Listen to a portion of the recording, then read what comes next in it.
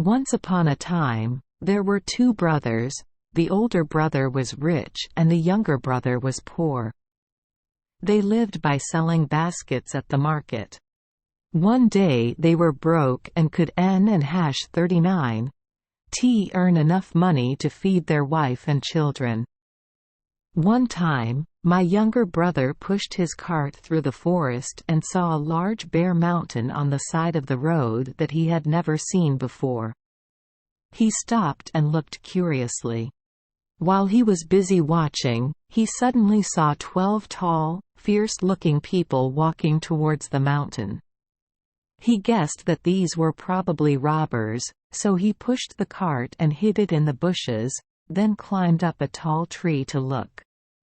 The other 12 people stopped in front of the mountain and called out, "Simeli Mountain, Simeli Mountain, open up."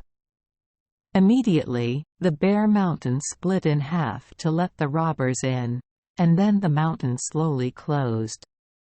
After a while, the mountain opened again, and the bandits came out. They all stood in front of the mountain and said in unison, Mount Simeli, close it." The two halves slowly closed, and no one realized there was a path into the mountain. Then the whole team set off. Waiting for the robbers to completely disappear, the younger brother dropped from the tree. Curiosity arose. He wanted to know what the secret was in that mountain. He also came to the mountain and called out, "Simeli Mountain, open up." In front of him the mountain slowly opened up. He entered. Inside the mountain was a cave filled with gold and silver.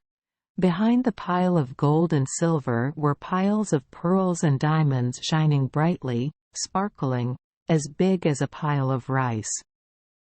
The younger brother didn't and 39 know what to do, whether he would be allowed to take some back home or not. In the end, he picked up several bags of gold and left the gems and diamonds he did not touch. When he left the cave, he also stood in front of the mountain and imitated, "Simeli Mountain, close it." Immediately the mountain slowly closed and he pushed the cart home. From then on, he no longer had to worry. With the gold he got, he was able to take care of his wife and children. He lived comfortably and happily with everyone, helped the poor, and did good. When his spending money ran out, he went to get more to use and went to his brother and number 39's house to borrow a measure to measure, but still did not touch the pile of jade and diamonds. When he went to get gold for the third time, he also borrowed a match from his brother. For a long time, the older brother has been jealous and longed for wealth and a grand house like his younger brother and number 39's. He wondered where those things came from, and also didn't and 39 understand why his younger brother borrowed the fight for. This time he came up with a plan, using pine resin to sweep the inside of the fight. And when he received it back, there was a piece of gold stuck to the bottom of the box. He immediately ran to his brother and number 39's house to inquire. The younger brother honestly told him everything. The older brother immediately put the horse in the cart, then immediately set out, thinking that he must take advantage of this rare opportunity and take everything he could get, including jade and diamonds. Arriving in front of the mountain, he called out, "Simeli Mountain, open up." The mountain slowly opened and he quickly entered.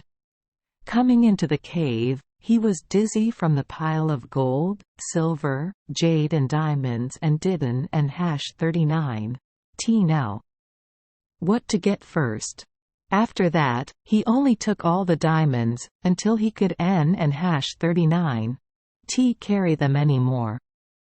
Then he planned to carry that heavy sack out, but his mind was so confused about those precious things that he forgot the name of the mountain, so he called it incorrectly, Simeli Mountain, open up.